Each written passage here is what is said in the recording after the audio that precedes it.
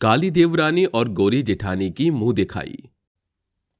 श्यामलाल और शीला देवी के बीच घमासान जंग छिड़ी हुई थी, जिसका विषय था कोयल का काला रंग। कभी नहीं, मेरे रहते वह काली कायनात इस घर की बहू नहीं बनेगी। शीला, विनोद के लिए तुमने शिखा को उसके गोरे चिट्टे रंग देखकर चुना। मैंने उसमें चू तक नहीं कसा, मगर मैं किशोर को वचन दे चुका हूँ, कोयल ही इस घर की बेटी बहू बनेगी। मुझे इस बात पर कोई बहसबाजी नहीं चाहिए।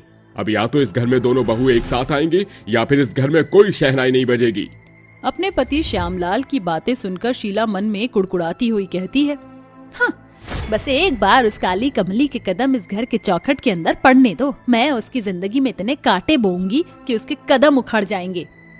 इसी सोचाहट के साथ शीला अपने दोनों बेटे राघव और विनोद के सर पर सेहरा सजाती है और गाजे बाजे के साथ बारात दुल्हन के द्वारे पहुंचती है, जहां 7 फेरों के बाद शिखा और कोयल देवरानी जेठानी बनकर ससुराल के दहलीज पर आ पहुंचती हैं। शिखा बहू, अपने शुभ कदमों से इस कलश को घर के भीतर बिखेर दे। जी माँ जी। फिर शीला अपनी काली बहू को नजरअंदाज करके शिखा की सुंदरता की बड़ाई आंकने लगती है। मुझे तो अपने भाग्य पर भरोसा नहीं हो रहा कि शिखा जैसी सुंदर बहू की सास हूँ। गोरी चिट्टी रंग पर गड़े तीखे तेज नए नक्श तेरी खूबसूरती में 4 चांद लगा रहे हैं बहू। माँ जी, अब मेरी इतनी तारीफ मत कीजिए जिसे सुनकर मेरी काली देवरानी मन ही मन कुढ़ने लगे। अरे अब ये तो खरा सच है बहू। अरे ओ नासपीटी, तुझे अंदर आने के लिए अलग से न्योता दूं? मगर माँ जी, आपने मेरा गृह प्रवेश तो किया ही नहीं। गृह प्रवेश जैसी रीत रस्म सिर्फ गोरी बहू के लिए बनाया गया है, ना कि तुझ जैसी नजर बट्टू के लिए। चुपचाप से अपना काला सा मुंह उठाकर अंदर आ जा। अपनी देवरानी के काले रंग की खिल्ली उड़ता देखकर जेठानी मन ही मन खूब खुश होती है। कोयल राघव के साथ कमरे में आ जाती है। तभी राघव को अलग सोने की तैयारी करता देखकर कोयल हिचकिचाते हुए कहती है, राघव जी, आप कहाँ जा रहे हैं? सोफे पर सोने। मगर क्यों? मैं तो आपकी बीवी हूँ। यही तो सारे फसाद की जड़ है। बदकिस्मती से तुम जैसी ब्लैक टी मेरी बीवी बन गई है। तुम्हारे साथ मैं अपना बेडरूम बांट रहा हूँ, यही बड़ी बात है। मगर मेरे ऊपर हस्बैंड का हक जताने की कोशिश भी मत करना। अपनी सास, पति और जेठानी के हाथों हुए अपने काले रंग का बना मजाक कोयल के मन में घर कर जाता है। ससुराल के पहले दिन जहां जेठानी नई बहू की सभी जिम्मेदारियां नजरअंदाज करके देर सवेर तक सोई हुई थी, वहीं देवरानी भोर के 5 बजे जाग कर सारा कामकाज निपटाकर सभी के लिए नाश्ता बनाकर मेज पर परोसती है। तभी जेठानी मेकअप में लिपटी हुई कुर्सी पर बैठ जाती है। गुड मॉर्निंग माँ जी। अरे वाह, खाने की खुशबू तो बहुत ही लाजवाब आ रही है। मुझे तो पता ही नहीं था कि मेरी काली देवरानी इतनी अच्छी कुकिंग करती है। क्या हुआ सासू माँ, आप स्टैचू बनी क्यों बैठी हैं? खाने का मजा लीजिए। हाँ माँ जी, खाकर बताइए ना कैसा बना है खाना। मुझे नहीं खाना ये खाना। एक बात कान खोल कर सुन ले मेरी कल्लो माई बहू, अगर तुझे ये लगता है कि इस चूल्हे चौके की चोचले बाजियां करके तो अपनी सास का दिल जीत लेगी, तो ये मन की मिठाई खा ले। मेरा खाना सिर्फ शिखा बहू बनाएगी। अपनी सास की ये आस देखकर जेठानी के चमकते गोरे चिट्टे चेहरे पर 12 बज जाते हैं और वह अपना पल्ला छिटकते हुए कहती है, माफ करना माँ जी, मगर मुझे कोई शौक नहीं किचन की भट्टी में करछी चमचा चलाकर अपने गोरे चिट्टे चेहरे के साथ कॉम्प्रोमाइज करने का। और फिर अभी तो मेरे हाथों की मेहंदी भी नहीं छूटी। अरे मेहंदी तो छोटी बहू के हाथों की भी नहीं छूटी, बड़ी बहू, मगर फिर भी उसने बहू होने का फर्ज अदा किया ना। अजी, तुम्हें किसने कहा लुगाइयों के बीच में चटर पटर करने को? जब देखो अपनी काली बहू की बड़ाई करने के लिए बीच में कूद पड़ते हो। खैर, आज शाम तुम दोनों देवरानी जेठानी की मुंह दिखाई की रस्म है। दोनों थोड़ी देर में मुंह दिखाई का जोड़ा मेरे कमरे से ले जाना। थोड़ी ही देर में दोनों देवरानी जेठानी सास के पास आती हैं, जहां सास जेठानी को मुंह दिखाई की रस्म के लिए महंगा सा लहंगा देती है और देवरानी को चॉकलेटी रंग की एक पुरानी सी साड़ी देती है। वाह सासू माँ, ये लहंगा तो बहुत ही सुंदर है। इसे पहनकर तो मेरे गोरे चिट्टे चेहरे में 4 चांद लग जाएंगे। अरे क्या हुआ देवरानी जी, तुमने फूलन देवी के जैसे मुंह क्यों लटका लिया? माँ जी, मेरा रंग पहले ही इतना पक्का है, ये चॉकलेटी रंग मुझ पर बिल्कुल नहीं फपता। अरे तू भी कौन सी हूर की परी है, कोई भी कलर तेरे काले थोबड़े पर बकवास ही लगेगा। अपनी जेठानी के पैरों के धोवन में भी तेरा मेल नहीं। जले हुए उपले जैसा तो रंग है तेरा। ये सुनकर जेठानी को अपने गोरेपन पे और भी ज्यादा गुमान करने की हवा मिल जाती है। शाम को सभी औरतें देवरानी जेठानी के मुंह दिखाई के अवसर में उपहार के साथ आती हैं। तभी लता दोनों का मुंह देखकर गोरे काले रंग पर टिप्पणी करने लगती है। अरे देखो देखो बहनों, इन देवरानी जेठानी की जोड़ी तो बिल्कुल हंस और काले कौवे के जैसे है। कहाँ जेठानी के दूधिया गोरे रंग पर तीखे नयन नक्श गढ़े हैं और कहाँ बेचारी देवरानी काले पांडा की जैसी है। लगता है कीचड़ की नदी से नहाकर निकली है। हाँ लता, शीला को तो हर दिन घर में चांद और अमावस दोनों के दर्शन हो जाते होंगे। अपने कालेपन की हंसी उड़ता देखकर देवरानी की आंखें डबडबा जाती हैं। सभी के जाने के बाद सास और जेठानी साथ मिलकर कोयल को खूब खरी खोटी सुनाती हैं। ऐसे ही दिन बीतते जाते हैं। भड़काऊ जेठानी हर पल अपनी देवरानी के खिलाफ मन में जहर भरती, मगर सास अब धीरे धीरे सारा मामला समझने लगी थी। एक दिन श्यामलाल शीला से कहते हैं, सच शीला, तुम जैसी पत्थर दिल औरत मैंने कहीं नहीं देखी। अरे छोटी बहू, तुम पर जान छिड़कती है। जिस पल सूरज की किरण फूटती है वो बेचारी सारा दिन एक पांव पर नाचती रहती है, और वहीं दूसरी ओर जिस गोरी बहू पर तुम्हें गुमान है वो तुम्हारे हर कहे को केवल काटती है। आंखें खोल कर देखो शीला, इस गोरे रंग रोबन के बुरे रोग ने तुम्हारे मन से सही गलत के फर्क फासले को मिटा दिया है। श्यामलाल का कहा खरा शब्द सास के मन में घर कर जाता है और वह इस बात को जेठानी पर आजमाती है। अरे शिखा बहू, तुझे बहू बनकर आए 1 महीना बीत गया। अब तो तेरे हाथों की मेहंदी भी छूट गई। अब तुझे घर के काम काज में हाथ लगाना चाहिए। आई एम सॉरी सासू माँ, बट ये चूल्हे चौके की चोचलेबाजियां मेरे बस की बात नहीं है। ये सारे काम तो मेरी 2 कौड़ी की काली देवरानी पर ही जचते हैं। बस शिखा बहू, भले ही कोयल का रंग सांवला है मगर वह मन से बहुत खूबसूरत है। अरे वाह माँ जी, रंग बदलने में तो आपने गिरगिट को भी मात दे दी। कल तक आपको मेरी खूबसूरती पर नाज था और आज आप मेरी काली देवरानी के गुणों की गाथा गा रही हैं। हाँ, पता नहीं कौन सा काला जादू कर दिया मेरी देवरानी ने आपके दिलो दिमाग पर।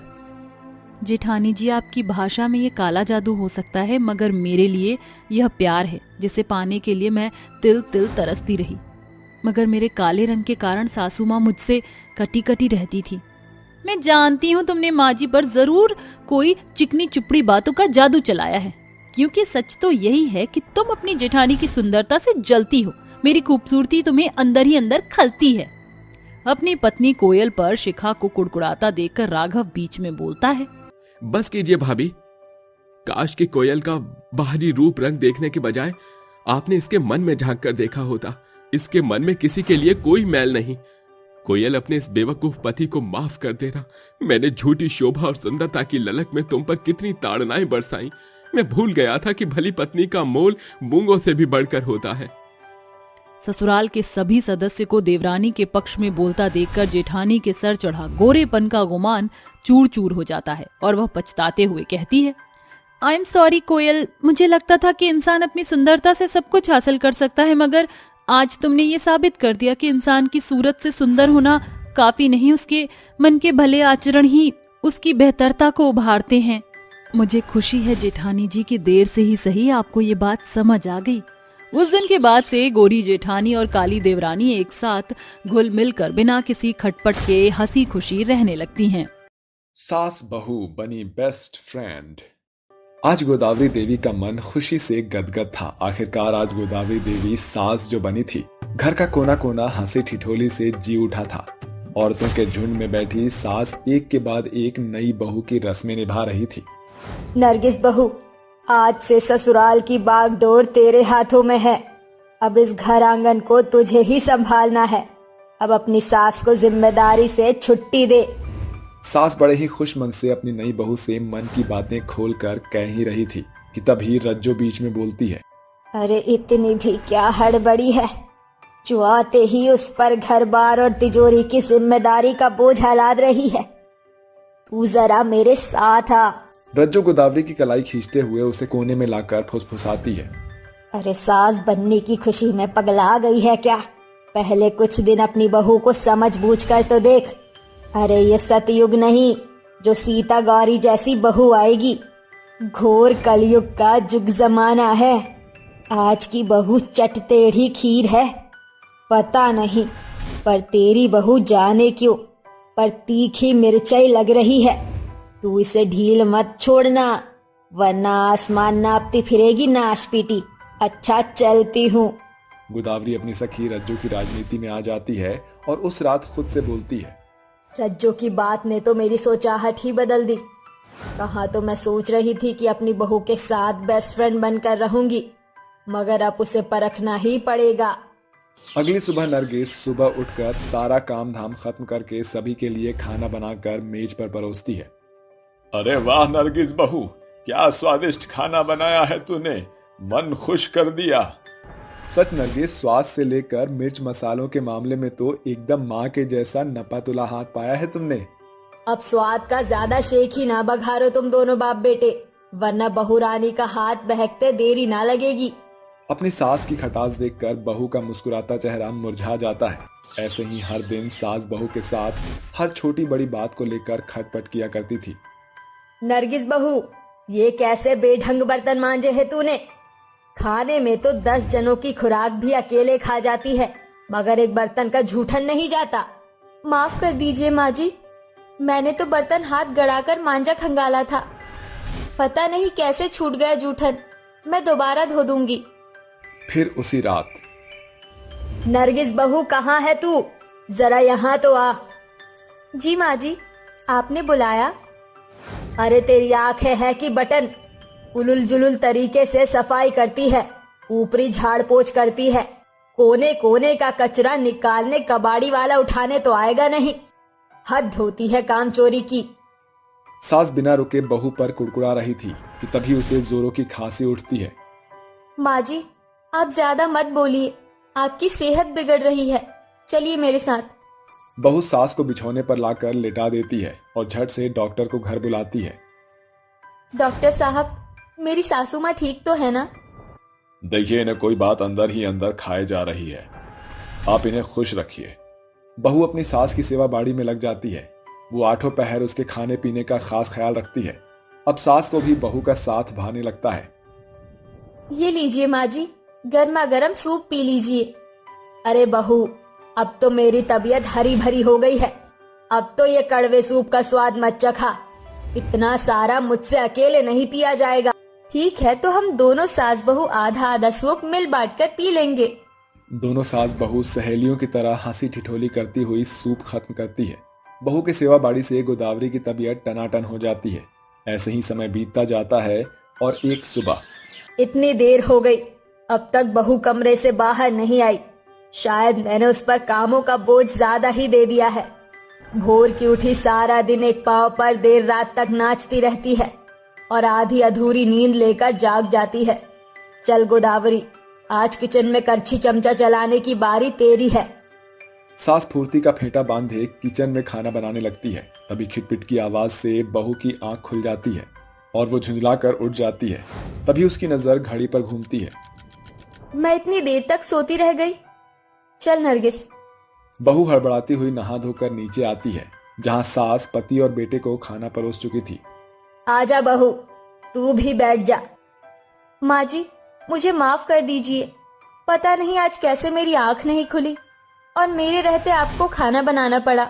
बहू को एक साथ में बोलता देखकर सास हंसती हुई कहती है, बस बहू, थम जा। तू भी इंसान है, रजनीकांत का बनाया रोबोट थोड़ी जो सारा काम तेरे जिम्मे ही है। अगर एक दिन तेरी सास ने खाना पका दिया तो कोई पहाड़ थोड़ी टूट पड़ा।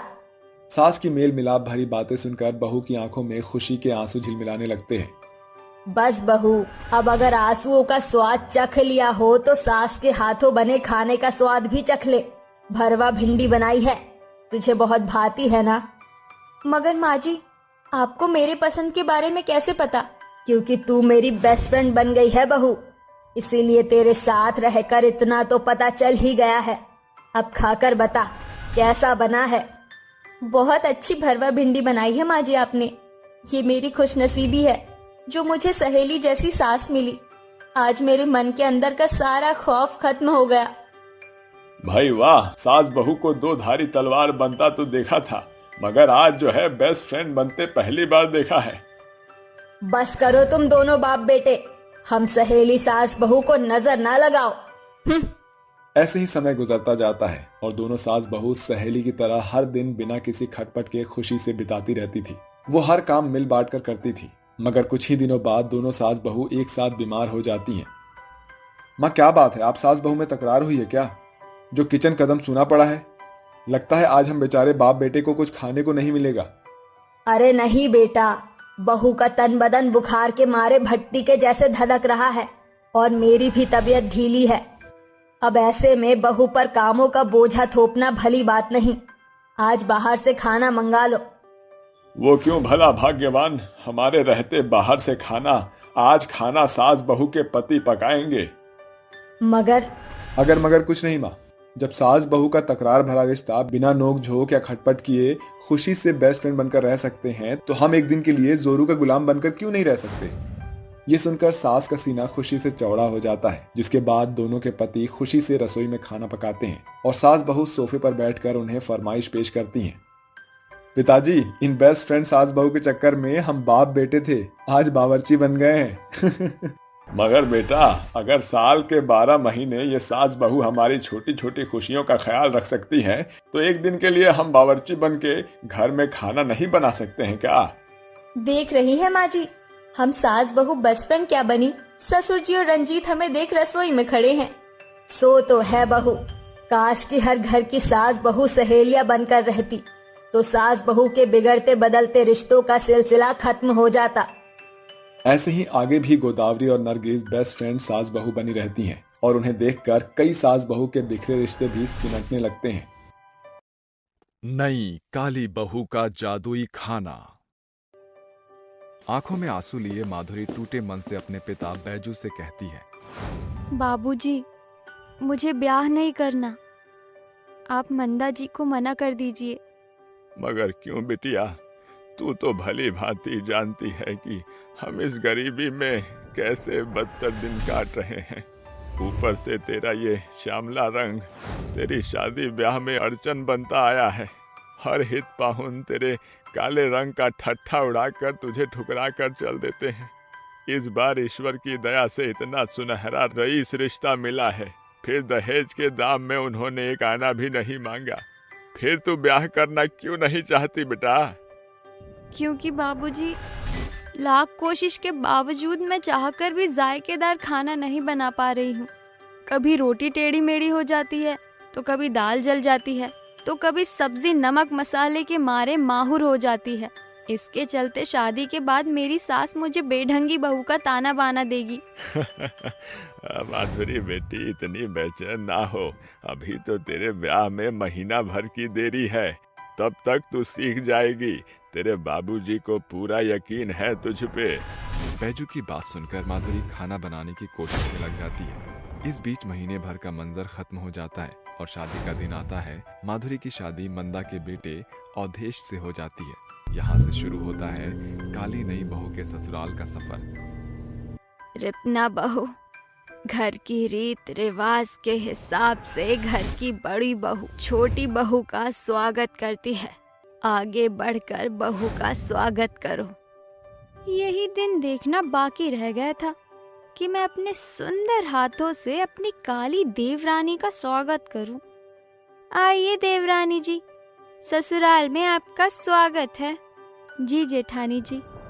कुछ देर बाद माधुरी बहू, सभी रस्म खत्म हो चुकी है, तू भी जाकर आराम कर ले। कल तेरी पहली रसोई की रस्म है, सवेरे उठना होगा। जी माँ जी।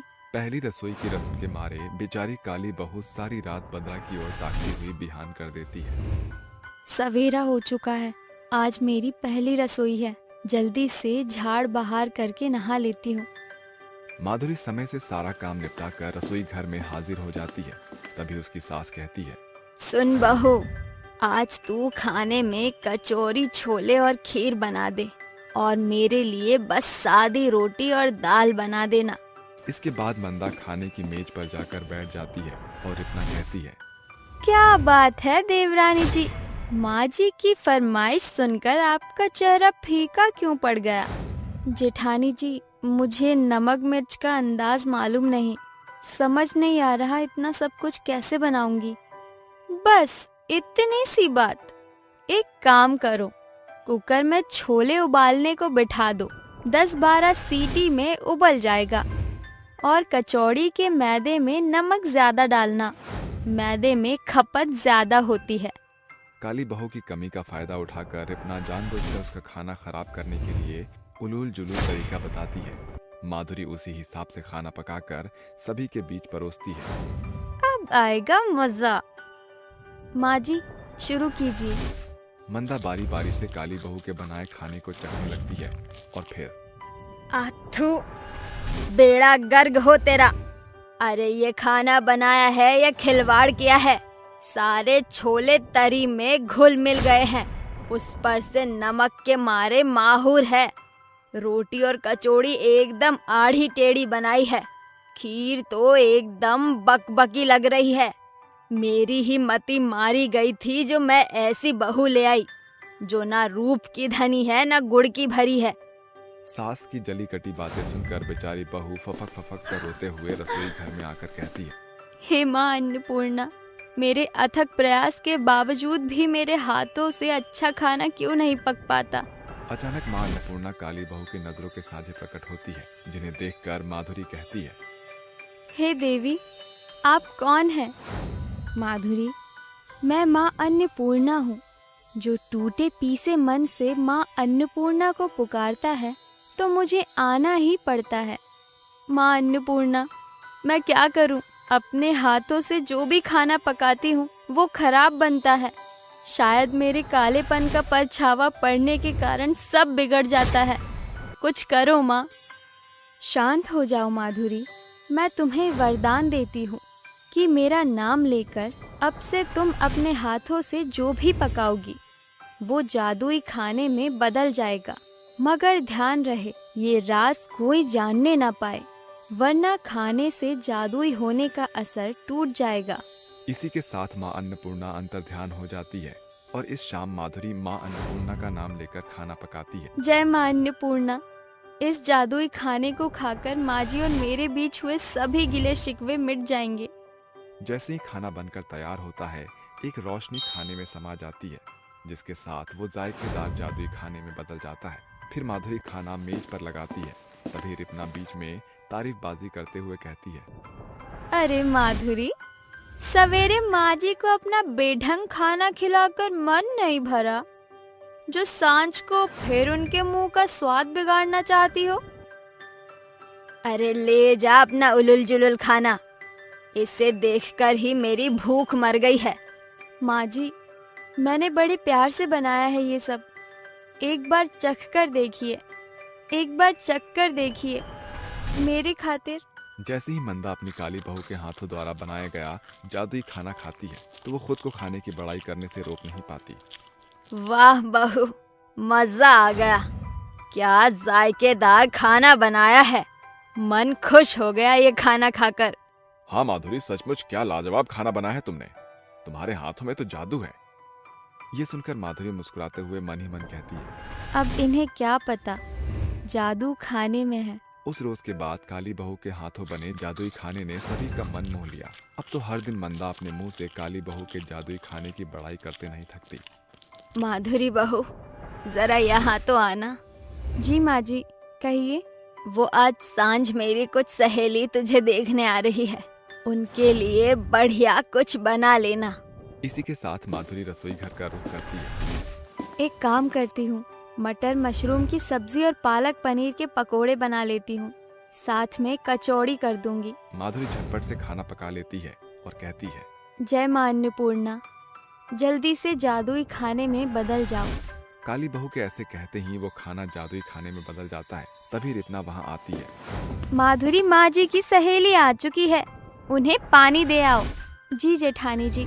माधुरी के रसोई घर में जाते ही रिपना सब्जी में मिर्ची का डिब्बा उड़ेल देती है। इस बात से बेखबर माधुरी मेज पर खाना परोसती है। जादुई खाने का पहला निवाला खाकर मंदा की सहेली जमुना कहती है, मंदा, तेरी बहू के हाथों में तो साक्षात माँ अन्नपूर्णा का बसेरा है।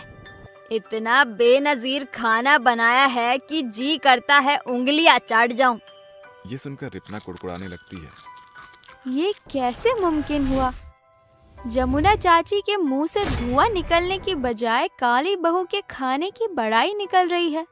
कुछ तो ऐसा जरूर है जो ये काली कमली छुपा रही है। उस रोज से रिपना माधुरी पर नजर रखने लगती है। एक दिन माधुरी किचन में खाना बना रही थी, पर रिपना छुपकर माधुरी का ऐसा करता देख लेती है। उसे जादुई खाने का राज मालूम पड़ जाता है। रिपना अपनी सास को बुलाहट देती है। माँ जी, जरा जल्दी से रसोई में आइए। अरे क्या बात है रिपना बहू, इतनी गर्दिश क्यों मचा रखी है? माँ जी, देवरानी जी के हाथों बने भोजन का भेद खुल गया। आप जानती भी हैं, देवरानी जी जादुई खाना बनाती हैं, इसीलिए वो जायकेदार होता है। माँ अन्नपूर्णा ने इन्हें आशीर्वाद दिया है।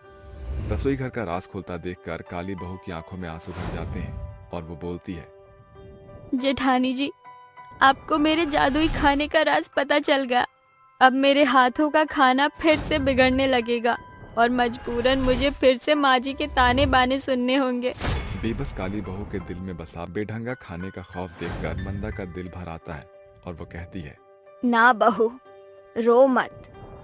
अब तुझे तेरी सास खाना बनाना सिखाएगी, वो भी बिना ताने बाने के। ये सुनकर माधुरी के चितवन में बसा खाने का खौफ खुशी में बदल जाता है और आखिरकार काली बहू सास की आस पर खरी उतरती है, जिसके बाद काली बहू जादू पर नहीं बल्कि खुद पर निर्भर होकर लाजवाब खाना बनाने लगी थी। गरीब के घर अमीर का रिश्ता।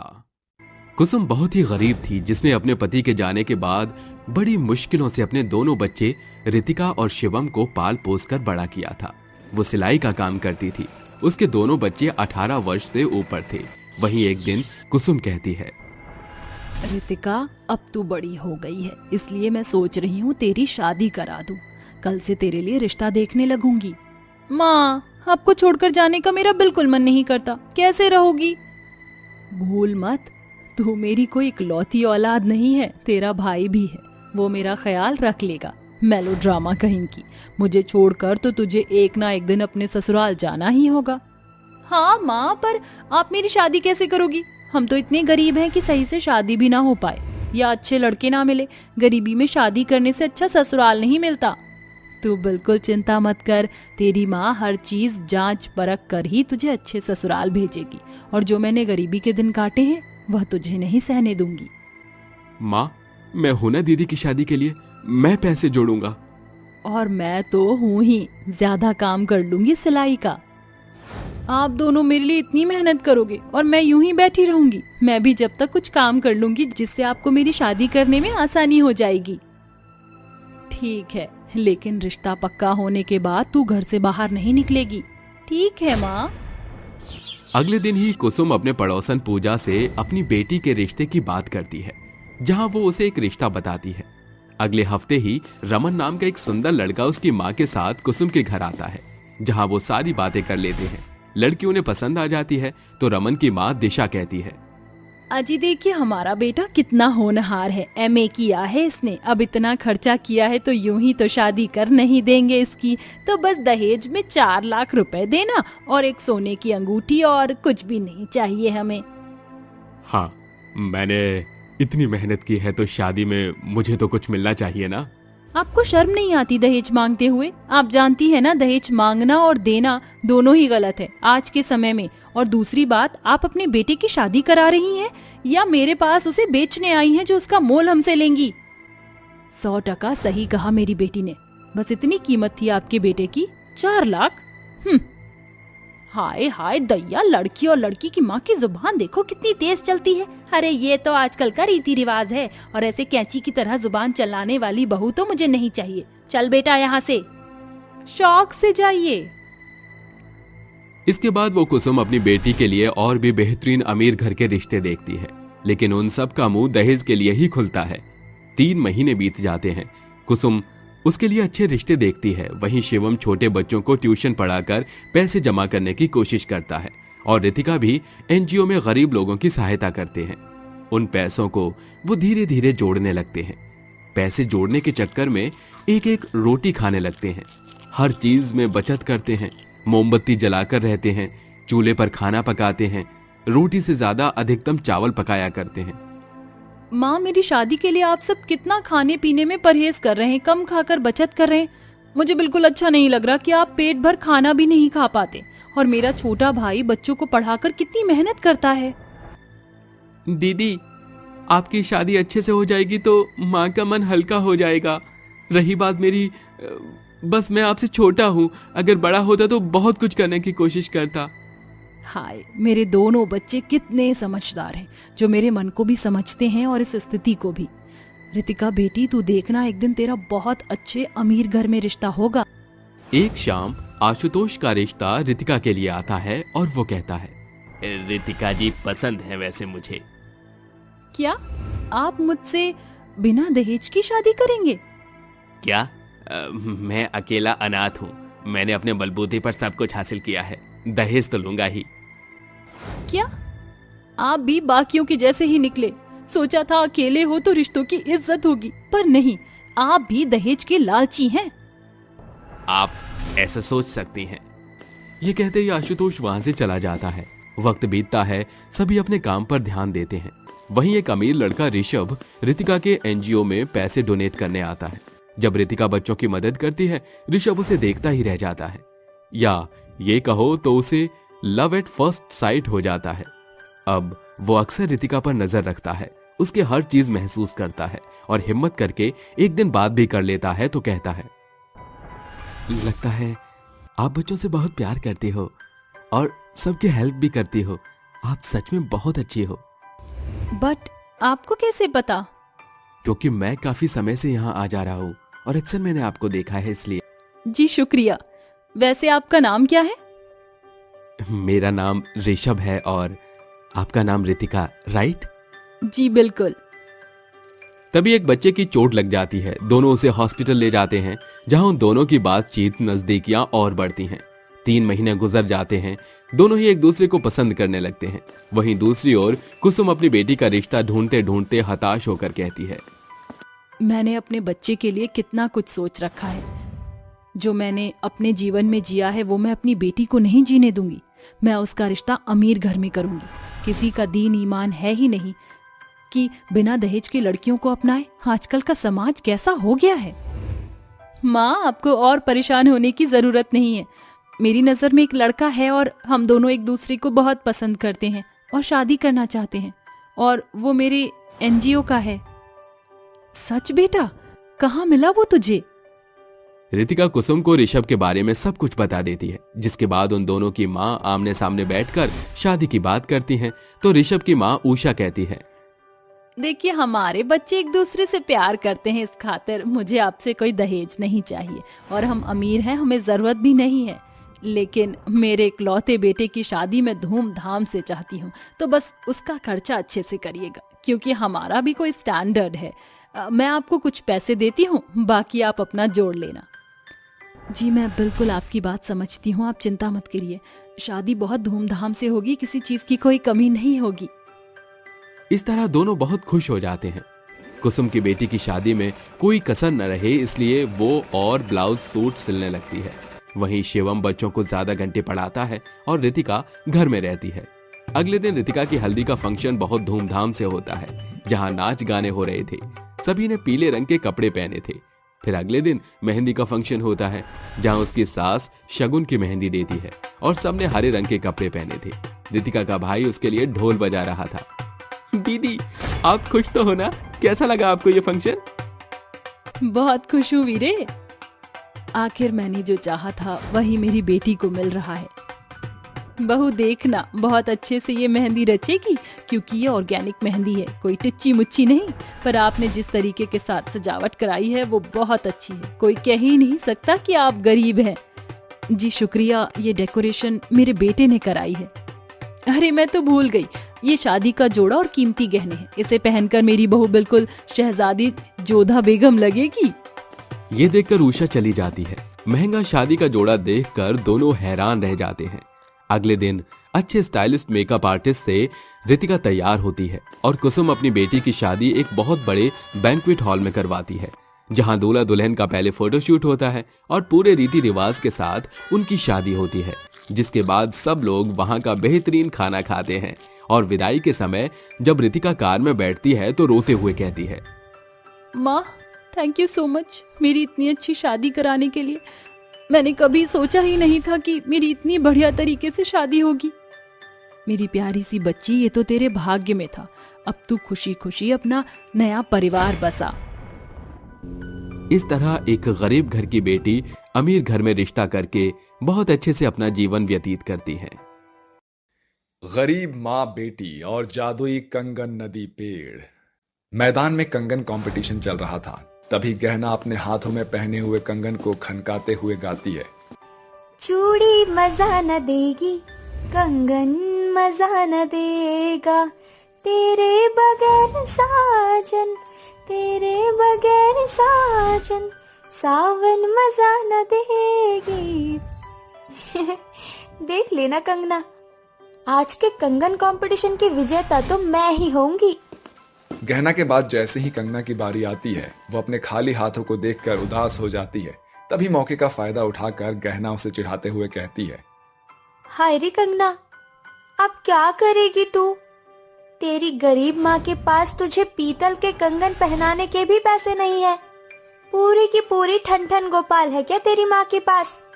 मेरी बात मान तो तू ऐसे ही हार मान ले, क्योंकि जीत का ताज तो मेरे सर पर ही सजेगा, क्योंकि मेरी कलाइयों में सोने के कंगन जो हैं।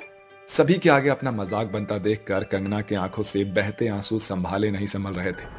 ऐसे में शब्दों ने भी उसका साथ छोड़ दिया। कंगना भीगी पलकों को छिपाकर भागती हुई घर आती है, जहां उसकी गरीब माँ गंगा सिलाई मशीन पर बैठी कपड़े सिल रही थी।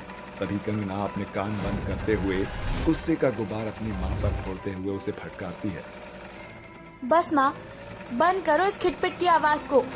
बचपन से सिलाई मशीन की आवाज सुनकर मैं इतनी बड़ी हो गई। क्या फायदा आपके दर्जीपन का, जो दिन रात कपड़े सिलकर भी आप मेरे लिए एक कंगन भी नहीं खरीद सकी। मेरी सभी सहेलियों की कलाइयों में कंगन है, और गहना की कलाई में तो सोने का कंगन है, जिसकी धौंस दिखाकर आज उसने भरे मैदान के बीच मेरी बेइज्जती की। कंगना बेटी, अब तू कच्ची उम्र की नहीं रही, 16 बरस की हो चुकी है। तू तो जानती है कि हम गरीबों के घर के हालात कैसे होते हैं। ऐसे में तेरी मजबूर माँ तेरे हर हट को पूरा नहीं कर सकती। मगर क्यों माँ? क्योंकि हम गरीबों का जीवन होता ही ऐसा है बेटी। कभी रूखा सूखा खाकर रात काटनी पड़ती है, तो कभी पानी पीकर ही पेट भरना पड़ता है। अगर ऐसा ही है तो भगवान ने क्यों बनाया मुझे आप जैसी गरीब माँ की बेटी? जब देखो दुखों का राग अलापती रहती हो। तुम्हारा होना ना होना मेरे लिए एक बराबर है माँ। माँ तो अपने बच्चों की खुशी की खातिर अपना कलेजा भी काट कर रख देती है, और तुम मेरे लिए एक सोने का कंगन भी नहीं गड़वा सकती। लानत है तुम्हारी कमाई पर। जाओ, जाकर डूब मरो अपनी गरीबी के साथ। अपनी बेटी की ऐसी बात सुनकर उस गरीब माँ का दिल छल्ली छल्ली हो जाता है। उस रात गंगा जीवन से हार कर नदी की ओर निकल पड़ती है। क्यों भगवान, तू इस गंगा के माथे और कितने तौहीन का ताज पहनाएगा। पहले भरी जवानी मेरे माथे की लाली मिटा दी, और फिर गरीबी में गर्भवती होने का भाग्य देकर जीने की आस जगाई। यकीन नहीं होता कि जिस बेटी को मैंने अपने खून से सींचा, उसे जन्म दिया, पाल पोस कर बड़ा किया, आज वो एक कंगन के लिए अपनी माँ के दूध का कर्ज इस कदर चुका रही है। अब मुझे इस धराव के साथ बहा ले चल। जैसे ही गंगा नदी में कूदने के लिए कदम बढ़ाती है, नदी के बीचों बीच से रास्ता निकल आता है, और नदी के गहराई से अचानक कई सारे विशाल पेड़ बाहर आते हैं, जिसकी हर एक डाली पर कई सारे सोने के कंगन लटक रहे होते हैं। तभी जादुई नदी के बीचों बीच खड़े कंगन के पेड़ उसे एक बड़ी बुलाहट देते हैं, आओ आओ गंगा चली आओ। गंगा सुध-बुध गवाकर कंगन के पेड़ के पास आती है। कहो तुम्हें कौन सा कंगन चाहिए? तुम्हें कैसे पता कि मुझे कंगन चाहिए? मुझे तो यकीन ही नहीं हो रहा कि तुम पेड़ होकर बोल पा रहे हो। आज से पहले मैंने कभी भी पेड़ों पर कंगन उगता नहीं देखा था, तो अब देख लो, क्योंकि पेड़ों में भी जान और जीवन बसता है।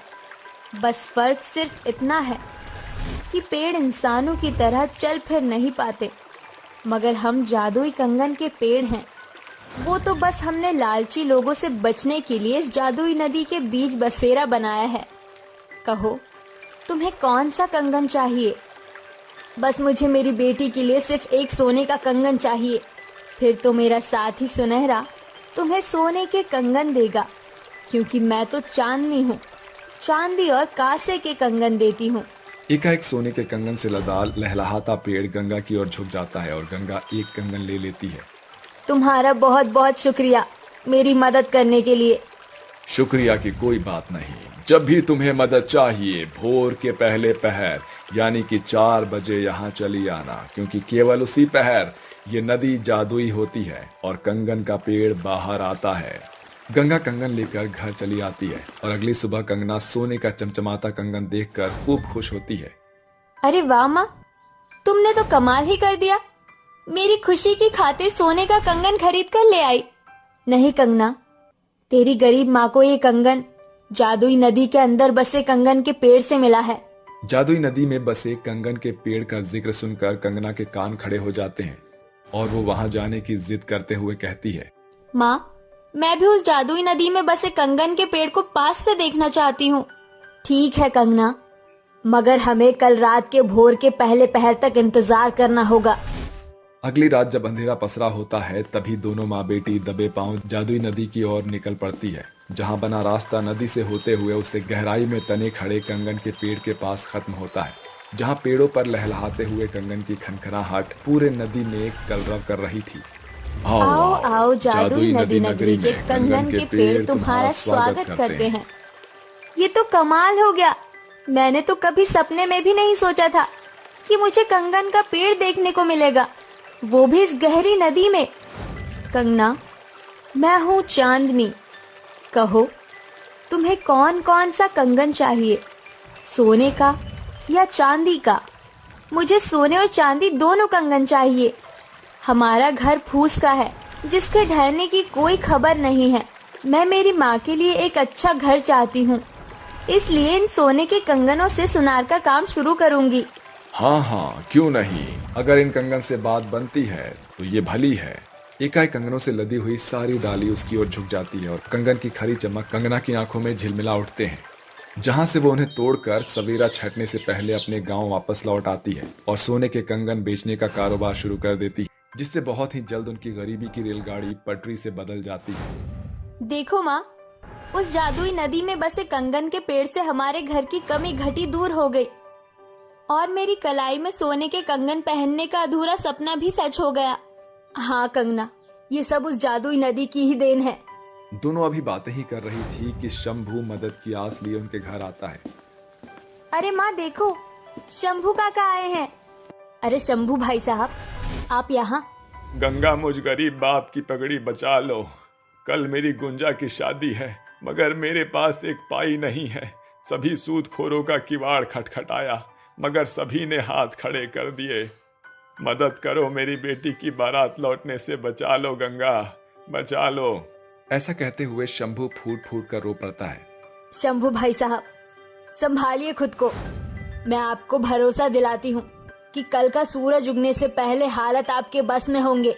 आप रात 4 बजे से पहले नदी पर चले आना। गंगा के कहे समय पर शंभू नदी पर आता है। तभी नदी के बीच रास्ते निकल आते हैं, जिसके बाद तीनों नदी में खड़े कंगन के पेड़ के पास आते हैं।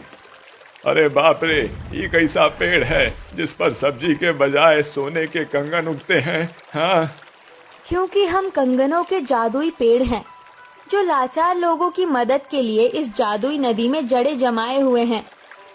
अब जल्दी से कंगन ले लो, क्योंकि कुछ पल में सूरज की किरण फूटने को है।